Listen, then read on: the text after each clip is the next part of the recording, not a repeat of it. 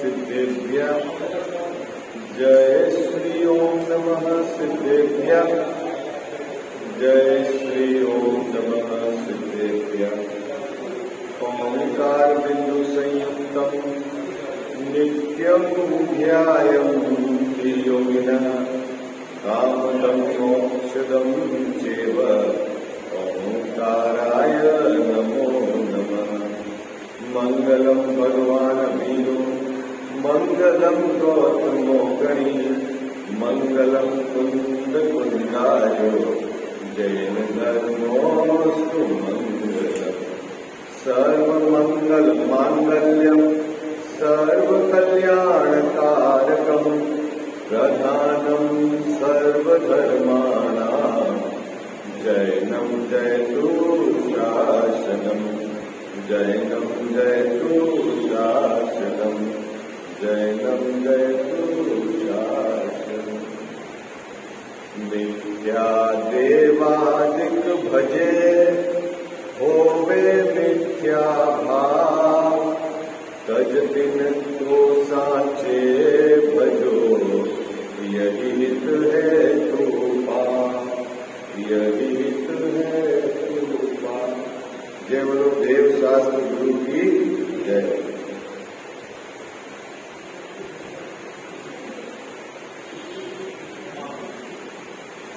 छठवां अधिकार मोक्ष मार्ग प्रकाशक ग्रंथ विराजमान है। इस अधिकार के अंतर्गत गुरुदेव कुगुरु और कुधर्म का निरूपण किया है।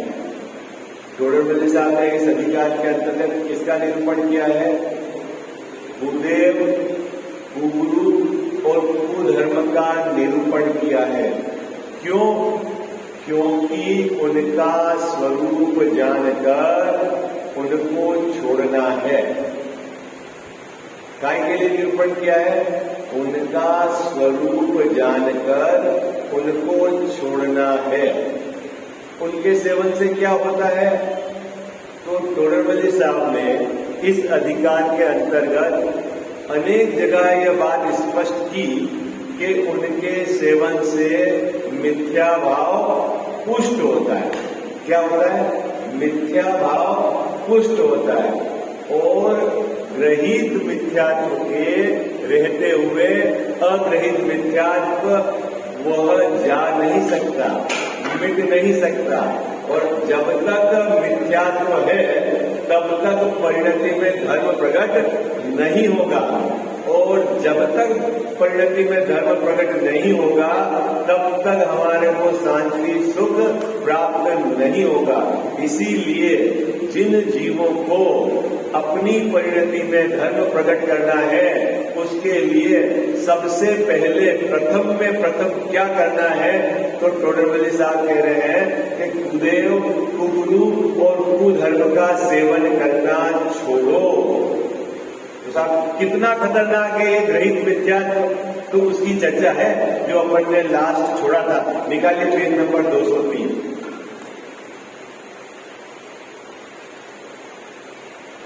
अंतिम पैराग्राफ है ना, पेज नंबर 203। तथा कुदेवादिक के सेवन से, मिल गया आपको? कुदेवादिक के सेवन से जो मिथ्यात्व भाव होता है सो वह हिंसादिक पापों से बड़ा पाप है। क्या कहा गया? हिंसादिक पापों से बड़ा पाप है। कौन सा बड़ा पाप है? मिथ्यात्व भाव। कौन सा मिथ्यात्व भाव? जो लिखा जो मिथ्यात्व भाव। देखो मिथ्यात्व का भी यहाँ बंटवारा कर दिया मजेदार बात। कौन सा मिथ्यात्व भाव? भाव की जो मिथ्यात्व भाव। जो कौन सा? जो कुदेव कुगुरु और कुधर्म के सेवन से होता है वो मिथ्या भाव। क्या बात? क्या कहा? देखो पढ़ता हूं फिर से पढ़ती। क्या लिखा? कुदेवादिक के सेवन से जो मिथ्या भाव होता है। कौन सा मिथ्या भाव की चर्चा चल रही बाबू जी यहाँ? कुदेव कुगुरु और कुधर्म के सेवन से जो मिथ्यात्व भाव होता है, वो मिथ्यात्व भाव का पाप कितना बड़ा है? तो बोले हिंसा, झूठ, चोरी, कुशिल, परिग्रह, इन पापों से भी बड़ा पाप है। अब आपको ये गले नहीं उतरेगी बात कि क्या कहना चाहते हैं। देखो, दो तरह के मिथ्यात्व आप नाम जानते हो, जानते हैं ना? दो तरह के मिथ्यात्व, एक तो है ग्रहित मिथ्यात्व और एक है अग्रहित मिथ्यात्व। ठीक है साहब?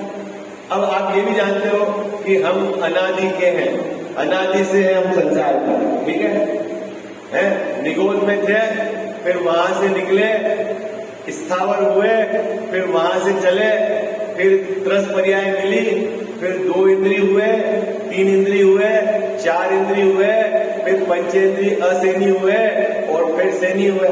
यही है ना बाबू जी क्रम? क्या है क्रम? क्रम क्या है?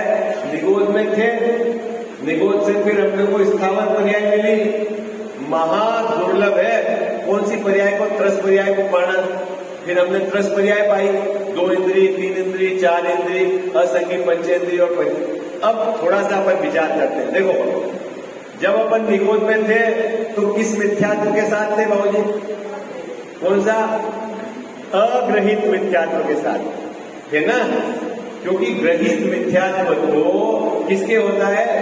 संगी जीवों के होता है। बात पकड़ में आपको? ग्रहित मिथ्यात्व किसके होता है? संगी जीवों के होता है। जो जीव विचार कर सकता है उसी के होता है। तो अपन जब निगोद में थे तो विचार करने की शक्ति ही नहीं थी अपने को, तो कौन सा मिथ्यात्व चल रहा था वहां पर? अग्रहित मिथ्यात्व था।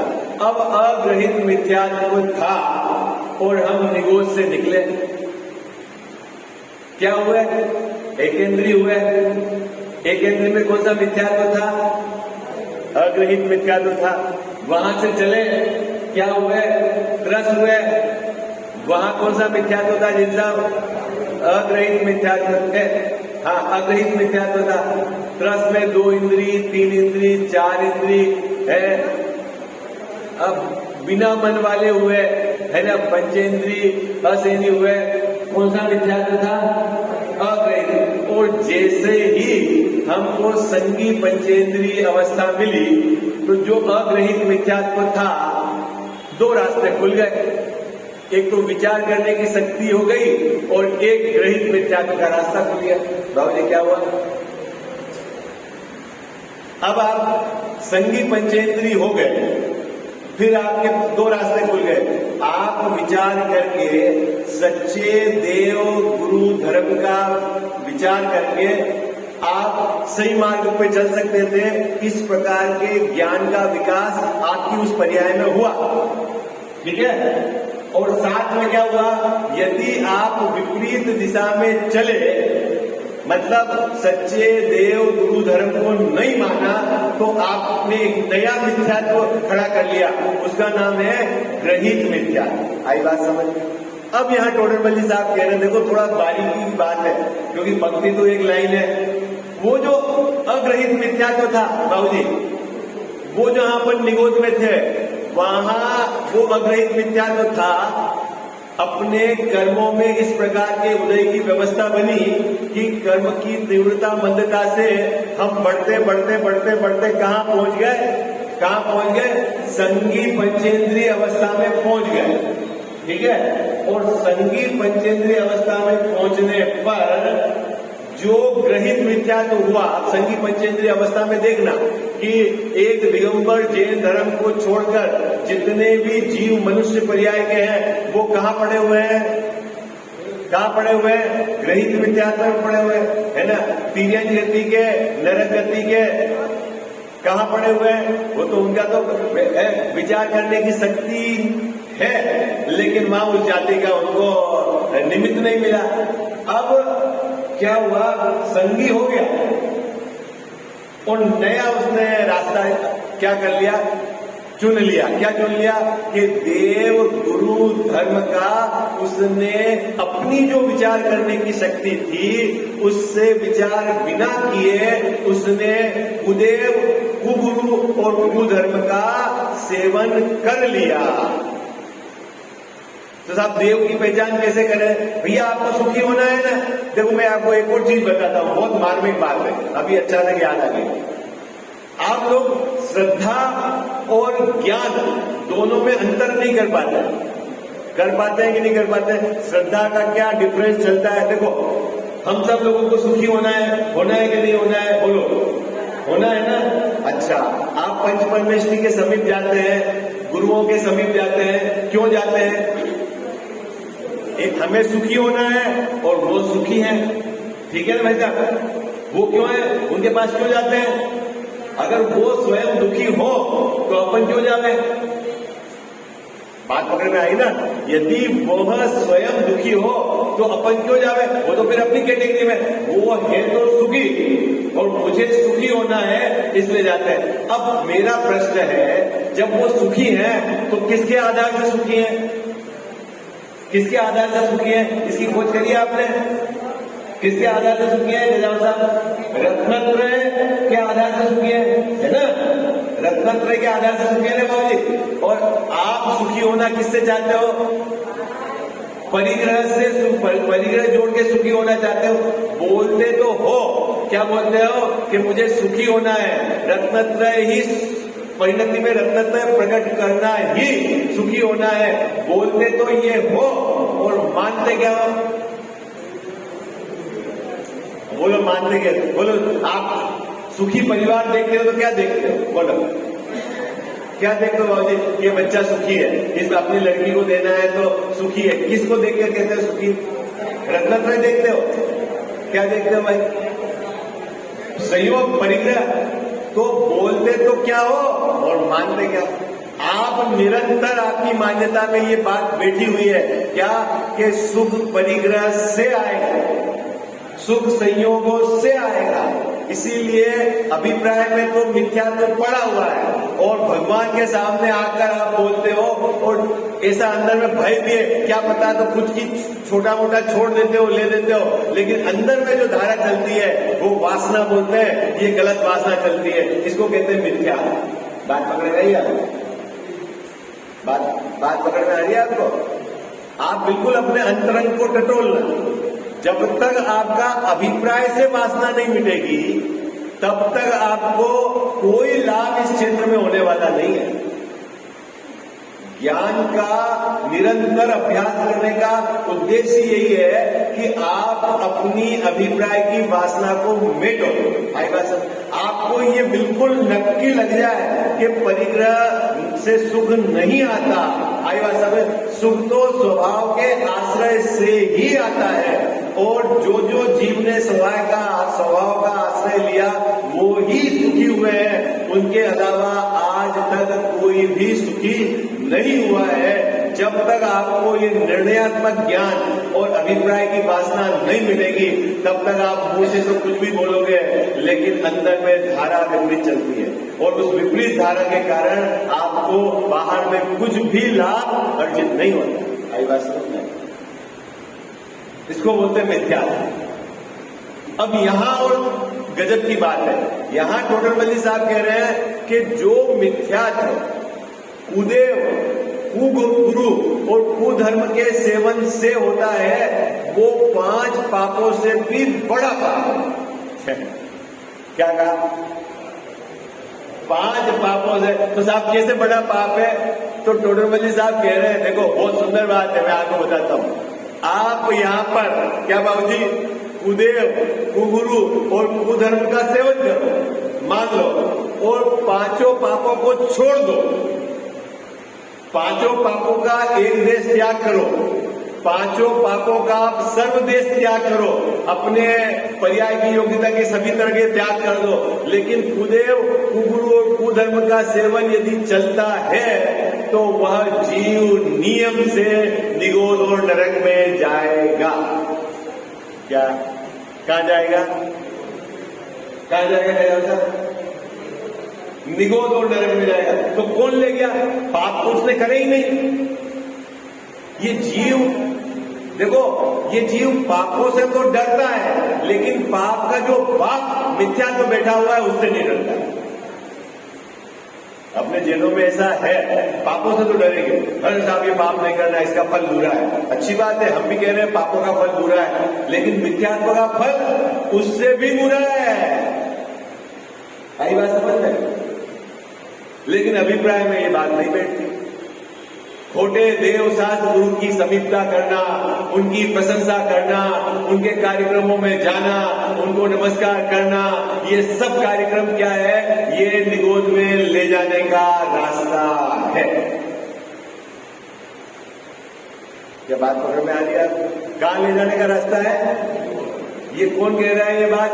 मैं नहीं कह रहा हूं, ये यहां इस पैराग्राफ के अंतर्गत टोडरमल साहब ने लिखी है। देखो मैं पढ़ता हूं, निकालिए पेज 203। तथा कुदेवादि के सेवन से, मिल गया सबको? देखो सब पुस्तक में बराबर निगाह लगा के रखना। कारण क्या है? देखो आप मेरी बात सुनोगे ना तो आपको मेरे पे जितनी श्रद्धा होगी उतनी स्वीकृति होगी। आई बात है?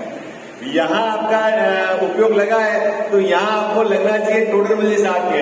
आई बात समझ में? तो उनके प्रति जितनी श्रद्धा का भाव होगा, और थोड़ा आप विचार करोगे ये तो आगम के आधार से करा, तो गुरुओं के प्रति यदि आपकी सच्ची श्रद्धा होगी, दिगंबर गुरुओं के प्रति, तो ये बात आपको स्वीकार करनी चाहिए। आप भले गुरु भक्त तो अपनी मर्जी से मानो, लेकिन गुरु की बात नहीं मानो तो आपकी मर्जी से आप धर्मात्मा हो, लेकिन परमात्मा में धर्मात्मा हो नहीं।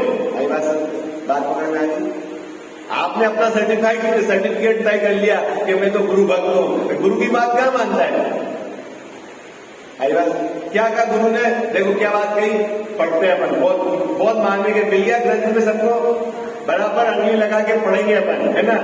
तथा कुदेवादि के सेवन से जो मिथ्यात्व भाव होता है।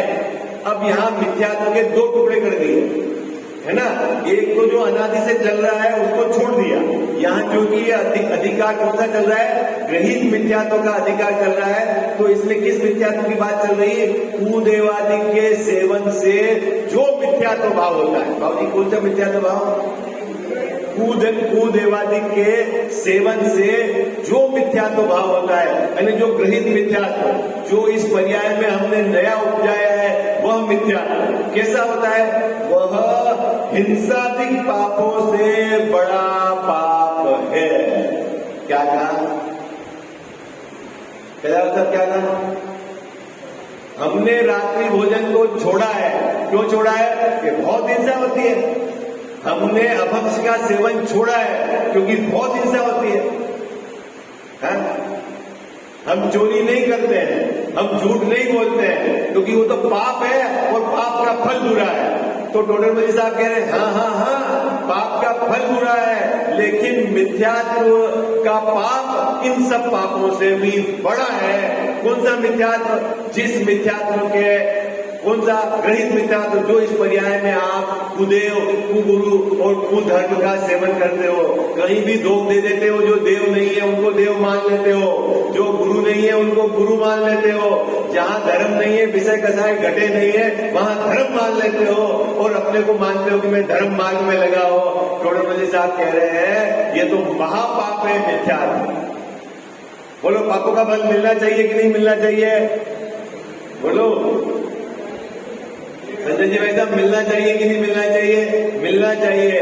तो मिथ्यात्व नाम का जो पाप है, कौन सा पाप? मिथ्यात्व नाम का जो पाप, कुदेव, कुगुरु और कुधर्म के सेवन से जो होता है, वो पाप कितना खतरनाक है, तो उसका यह फल बताया। क्योंकि फल जानेंगे ना तब आपको एकदम उसका अंदाजा होगा कि कितना खतरनाक है। क्या लिखा है? इसके फल से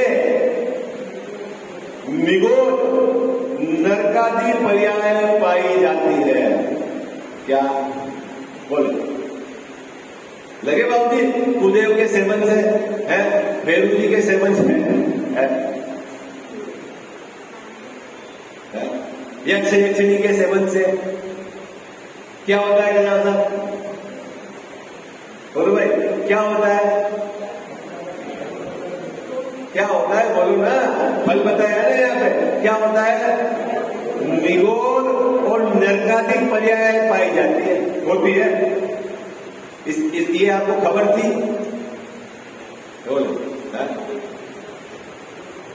जैसा इसको है ना, थोड़ा सा ऐसा लगा, किसी ने ऐसा मार्केटिंग करने वाले है ना, इस जीव की जिसके प्रति एकत्व बुद्धि होती है ना, उससे डरा के मार्केटिंग करा जाए।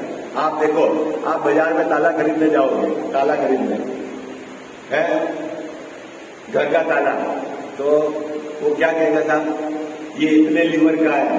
फिर ये जो चाबी है ना, ये 10 लाख चाबी भी बनाएंगे तो ऐसी चाबी नहीं बनेगी, नहीं है, ये इलेक्ट्रॉनिक चाबी है। ऐसा कितने लाभ बताएगा आपको, कहीं के लिए लाभ, कि ये जो लाभ बताया जा रहा है, ये आपको ये निश्चित करेंगे कि हम जो ताला ले रहे हैं, उस ताले को लगाकर आप भय से मुक्त हो जाओ। ऐसा ही होगा ना, आपका जो भय है कि मेरे घर की सामग्री नहीं जाए, उससे उसको मुक्त करना है, तो क्या लाभ दिखाया जाएगा उसको, उस ताले का लाभ दिखाया। देखो, ताले में आपको समझ में नहीं आएगी। अभी आपको कोई बोले कि किसी कोई प्रोडक्ट बेचने वाला साहब, जैसे आरओ बेचने वाला है, बोले हमारा पानी पियो, क्यों कि आपके शरीर में कोई रोग नहीं होंगे, आप फिटकरी डाल के पानी पीते हो तो फिटकरी से कैंसर होता है। ठीक है, क्या बोला राव जी, क्या बोला उसने, फिटकरी से कैंसर होता है। तो तुरंत ये जिसको देह के प्रति एकत्व बुद्धि है, भाई हमको कैंसर नहीं चाहिए, तो क्या करता है, ला भाई लगा दो आरो, 20,000 का हो तो भी लगा दो। तो जैसे ही हल्का उसको ज्ञान हो जाता है ना, तो वो क्या उस चीज को छोड़ देता है? कब्जी वाले को बोलते हैं, या जिसकी पथरी है, कि ये भोजन मत करो, टमाटर मत खाओ, पथरी होगी इससे बस। ऐसा होता है ना, फल बता दिया आपने, फल बताया तो उसने क्या करा, उसका सेवन बंद कर दिया। अब टोटल मल्ली साहब ने यहाँ फल बता दिया, क्या फल बता दिया, कि यदि आप कुदेव, कुगुरु और कुधर्म को सेवोगे तो कहाँ जाओगे, कि निगोद में, आगू में चले जाओगे, नरक में चले जाओगे। इसका मतलब क्या है, अगर आपको वहां नहीं जाना है, वहां के दुखों से आप भयभीत हो, तो क्या करो, क्या करो, छोड़ो, है तुरंत छोड़ो। ठीक है, फिर क्यों नहीं छोड़ पा रहे, तो अगले पैराग्राफ में बताएंगे कि साहब हम तो राजनेता आदमी है, बाबू जी अपन तो नेताजी है, चुनाव लड़ना है अपने को, सब समाज से वोट लेना है, सब जगह धोख देनी पड़ेगी, है? समाज वाला क्या कहेंगे, मैं समाज का अध्यक्ष हूं, और वो बुलाएंगे, सब जगह जाना पड़ेगा, है? अपने लिए तो क्या, गंगा कहे तो गंगादास है, यमुना कहे तो है, क्यों कि भाई देखो, एक बात और समझना, क्या इसमें बहुत सुंदर बात की टोटल साहब, आपको राजनीति का, धर्म के अध्यक्ष का, किसी भी पद का, सम्मान का जो भी लाभ यदि आपने दिमाग में बैठा रखा है, आपने कल्पना में, वो 2-5 साल का ही होगा, 5-10 साल का ही होगा, जोड़ लगा दोगे, क्योंकि 10, देखो आपको पैरालिटिक अटैक हो गया, देखो क्या हुआ, जैसा पैरालिटिक हो गया, पैरालिटिक मतलब एक भाग काम नहीं कर रहा, किसी ने कहा आओ भी मत आ जाओ, ठीक है, काहे के लिए, कि वहां जाएंगे तो ठीक हो जाएगा, ओके। देख आप सुनना, आपकी श्रद्धा में ये बात तो क्या बैठी, वहां चला जाऊंगा तो ठीक हो जाएगा, लेकिन कभी भी आपके चित्त में ये बात नहीं बैठी है कि मैं वहां चला गया तो अमर हो जाऊंगा, ये तो पता है कि मरूंगा तो सही। आई बात समझ, क्या बात पकड़ गई आपको, क्या बाबू जी ठीक हो गया, मान लो जो विपरीत मान्यता बैठी है उससे ठीक होते नहीं है, लेकिन मान्यता जो बैठी है तो क्या होगा, 2-5 साल मेरे को ये जो है ये ठीक हो जाएगा, बाकी अमर तो नहीं होंगे ना, तो कितने समय का लाभ है? आपकी मान्यता में होता नहीं है लाभ, वो तो टोटल साहब पहले ही तय करके आए कि लाभ होता नहीं है, लेकिन कितने समय का लाभ मान हो जाएगा, 2 साल का, 5 साल का, है ना, क्या होगा। देखो आप मायाजारी करते हो, आपके दुकान पे कोई आया और आप बोलते हो कि मेरे तो ये घर में तो इस रेट में पड़ा, मैं तो आए भाव से भी कम भाव में देता हूँ, आपको अंदर से तो लगता है कि ऐसा बोलूंगा तो मेरा ग्राहक पड़ जाएगा, मेरे यहाँ से सामान ले जाएगा और आपको जो 50-100 रुपए का लाभ होना है वो हो जाएगा, लेकिन आपने माना क्या, मायाजारी से लाभ। कितने समय तक वो लाभ टिकेगा, कितने समय तक का लाभ टिकेगा, ज्यादा आपकी मनुष्य पर्याय तक वो सामग्री आप रख लोगे। उसके बाद तो पूर्णमजी साहब ने कहा है कि यदि ऐसे उदयवादी को भजोगे तो आपको लाभ आपकी कल्पना में है, लाभ होता तो नहीं है, लेकिन वो भी बहुत थोड़े काल का है और इसका फल अनंत काल तक दुख भोगना है। आई बात समझ में? क्या आपको अध्यक्ष कितने साल के लिए है समाज का? बोलो, समाज का अध्यक्ष कितने साल के लिए? जब तक अगला चुनाव नहीं होगा तब तक है, और अगले चुनाव में चुने नहीं चुने, ठीक है, और आप समाज के अध्यक्ष बन गए और किसी के भी वहां धोख दिया है तो उसका फल कहां जाएगा? जिन साहब निगोद में, वो कितने साल लेना है? तो बोलो समाज का अध्यक्ष बनना कि नहीं बनना?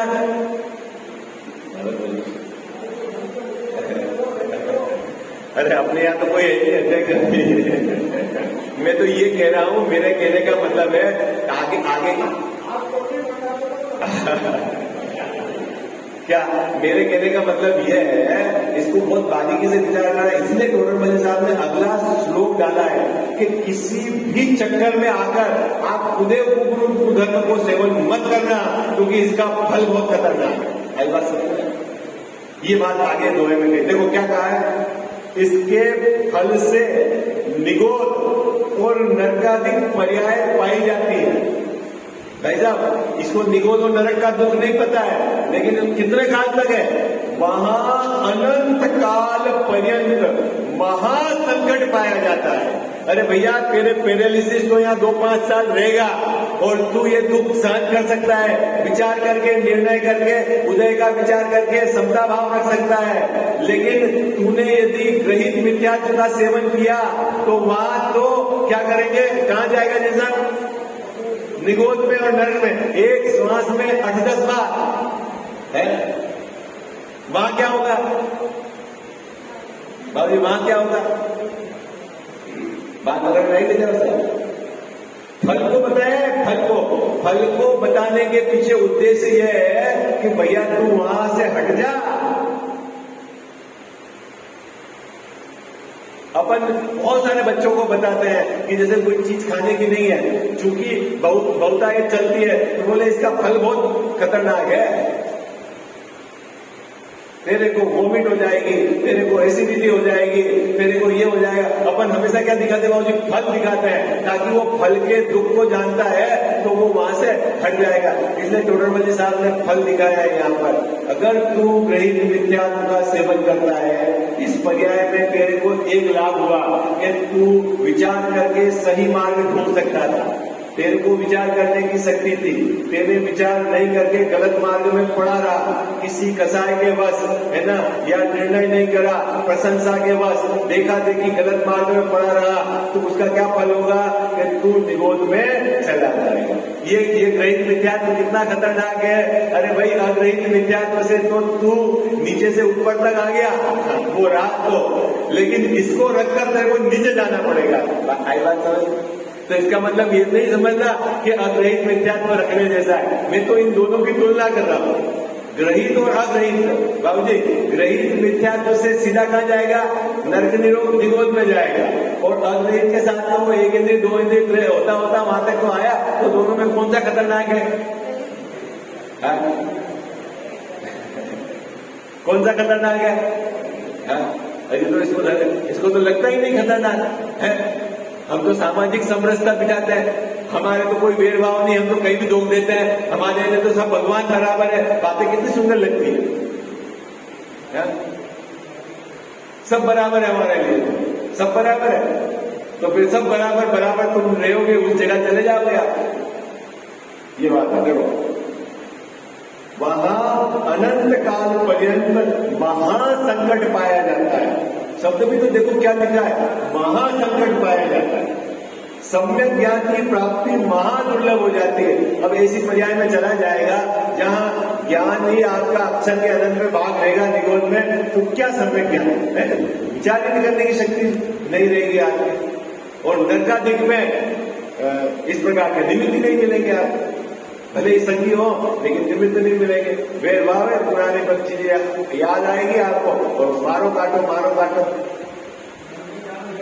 है। हाँ होता है ना नरक में तो, लेकिन कह रहा हूं लेकिन बहिरंग निमित्त नहीं मिलता है। किनको सम्यक्त होता है?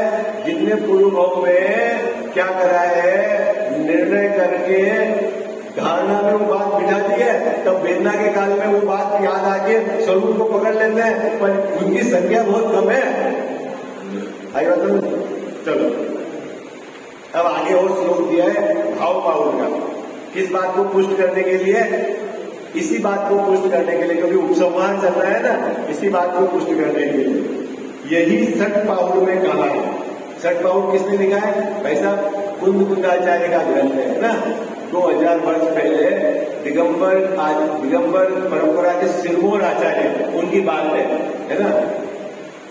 कुच्छई धम्मम्मि रौ कुच्छई पासंडि हत्ति संयुक्तो कुच्छई तवम पुनंतो कुच्छई गई पायणो होई। क्या लिखा हुआ बाबू? कुच्छई धम्मम्मि रौ। कुच्छई का मतलब क्या है? कुत्सित मतलब पाखंड, झूठा। कुच्छई का मतलब क्या है? झूठे धर्म को मानना। कुच्छई धम्मम्मि, झूठे धर्म को मानना। कुच्छई पासंडी भक्ति संयुतो, पाखंडियों की भक्ति करना, खोटे गुरुओं की भक्ति करना, है ना। कुछ इसका अर्थ लिखा हुआ पीछे से है ना। हाँ अर्थ देखो, पढ़ते हैं अर्थ। सो कुत्सित धर्म में रत है, जो खोटे धर्म में लगा हुआ है, जो कुत्सित पाखंडियों की भक्ति करता है, जो खोटे गुरु की भक्ति करता है, कुत्सित तप को करता है, जो खोटे तप को करता है, वह जीव कुत्सित अर्थात खोटी गति को भोगने वाला होता है। देखो बाबू जी, इसमें बहुत मार्मिक बात है। इस जीव ने तप भी किया है, गुरु की भक्ति भी की है, और धर्म में भी है। समझे भाई साहब क्या बात है? इस दोहे की मुख्य विशेषता क्या है? इसमें लिखा है कि ये धर्म में रत है, लेकिन धर्म कैसा है? जहां हिंसा हो रही है, जहां विषय कसाय बढ़ रहे हैं, वहां रत है, धर्म मान के गुरु की सेवा कर रहा है। कौन से गुरु की? जो निर्ग्रंथ नहीं है, परिग्रह के सहित है, जो विषय कसाय को पुष्ट करने वाले हैं, ऐसे पाखंडी गुरु की सेवा करता है। और तब भी कर रहा है, तब भी करता है, लेकिन तब काय के लिए? विषय कैसा है घट को घटाने के लिए नहीं करता। देखो तब जितने भी आप देखना, अपने अलावा जिन भी संप्रदाय में तब होता है ना, तो कुछ न कुछ तो छोड़ा जाता है। देखा, ये बात तो सही है ना। कोई भी किसी भी प्रकार का तप करेगा, कुछ न कुछ छोड़ा जाएगा। अपन भी छोड़ते हैं, अपन भी छोड़ते हैं और वो भी छोड़ते हैं। ठीक है, अभी अपने तप को तो आपने कह दिया सच्चा और उनके तप को कह दिया झूठा, ऐसा क्यों? भाई भूखे तो वो भी रहते हैं, कहते हैं उनके निर्जला होता है ना। निर्जला कौन सा होता है? निर्जला एकादशी क्या बोलते हैं? बिना अन्न के और बिना जल के वो तप करते हैं, है ना।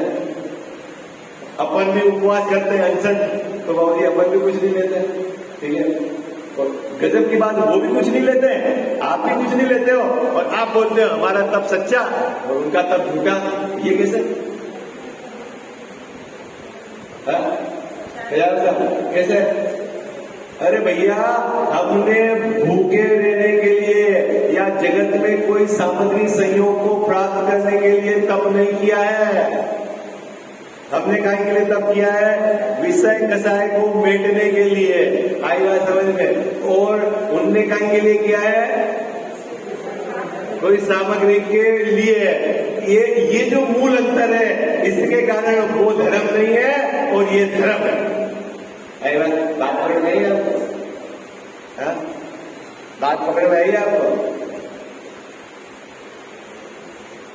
खोटे धर्म में रत है, खोटे गुरुओं की सेवा करता है, और क्या करता है? खोटा तप करता है। तो क्या मिलेगा? खोटी गति मिलेगी। और ये तप करने से, सेवा करने से, अब वो भी बोलता है ना खोटे गुरु की सेवा करने पे कि मैं भी गुरु भक्त हूं। तो गुरु भक्त का क्या फल मिला? बोलो भाई। अरे बोलता है ना वो भी, मैं भी गुरु भक्त हूं, है तो जैसा क्या मिला? बोलो ना, क्या लिखा है पत्नी में यहाँ पर?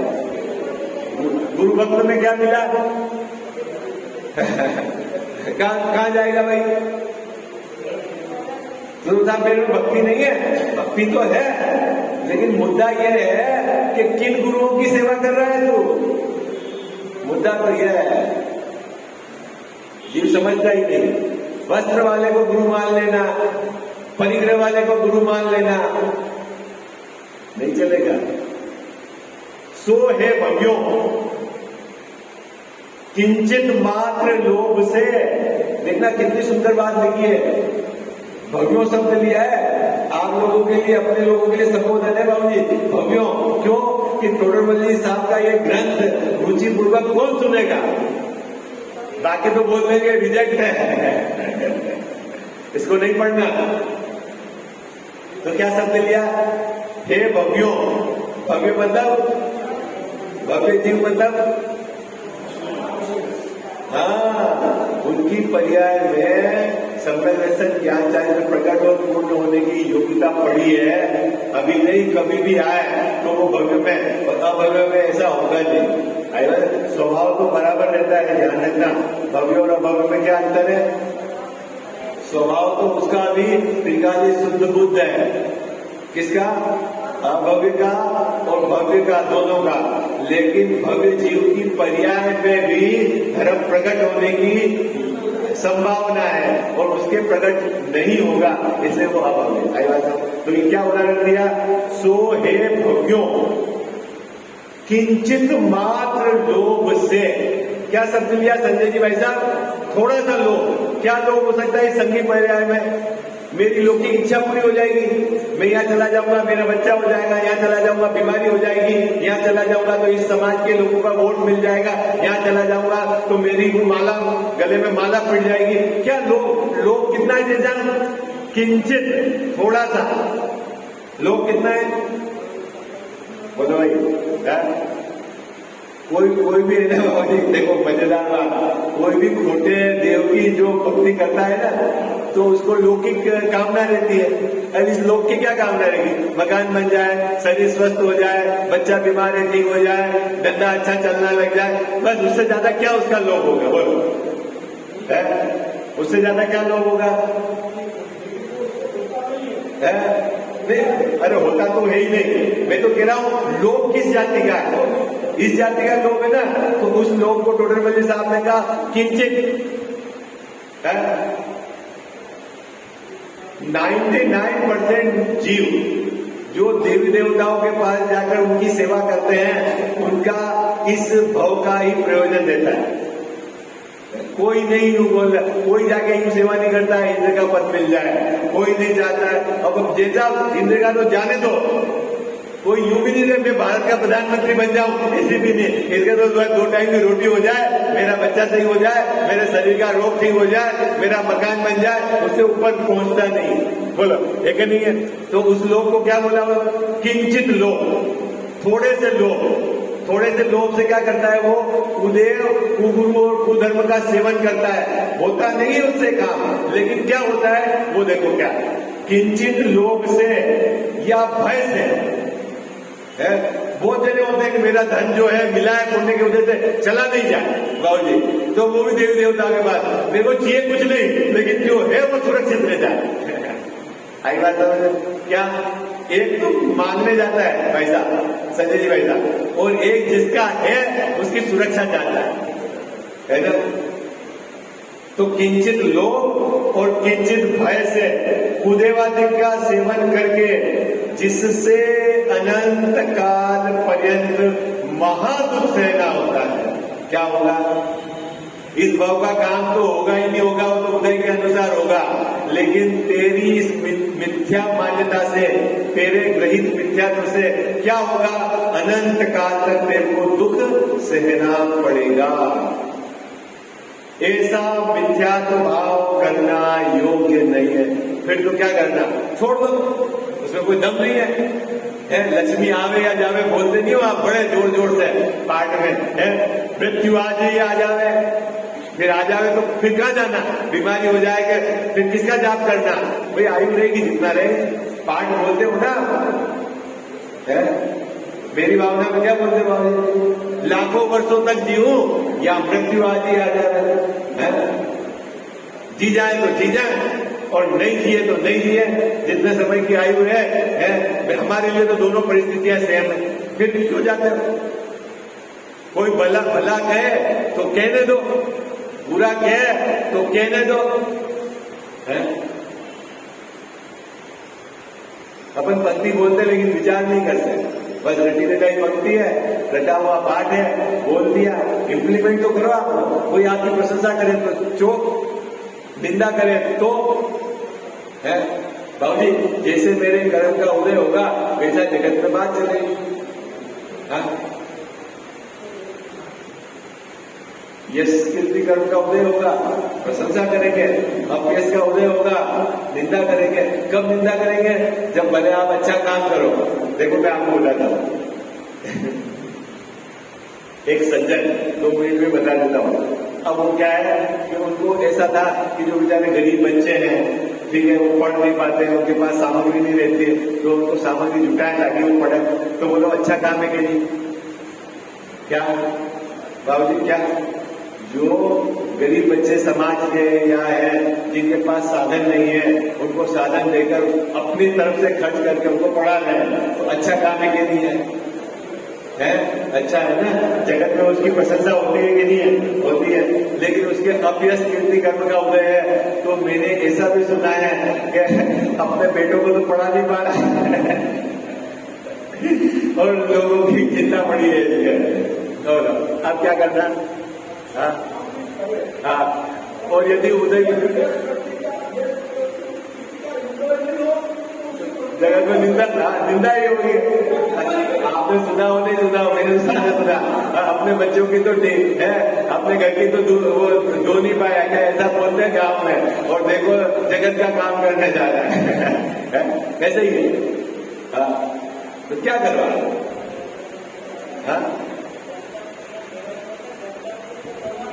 हाँ, लोगों के शादी कराने जा रहा है, घर का बेटा तो कमारा बैठा हुआ है और समाज के लोगों के विवाह कराने जा रहा है। क्यों? तो अभी कहने का मतलब है आप कोई भी काम करो, उस काम की प्रशंसा हो या निंदा हो, उसका उस काम से कोई लेना देना नहीं है। तेरे उदय जिस प्रकार का होगा इस प्रकार जगत में चलेगी। आई बात समझ में? ये बात है। तो यहाँ कह रहे किसी भी प्रकार के लोभ से, किसी भी प्रकार के भय से, और आगे टोडरमल साहब कहेंगे निंदा और प्रशंसा के चक्कर में मत पड़ना। क्या कहेंगे? तू निंदा और प्रशंसा के चक्कर में यदि उदयों के सेवन करने लग जाएगा तो निंदा और प्रशंसा तो उदय के अनुसार होगी, लेकिन तेरे अनंत काल दुख में गुजरेंगे। ये तेरे को सावधान करेंगे। अगले पैराग्राफ में टोडरमल साहब ये बात कहेंगे, अपन कल उस पर विचार करेंगे।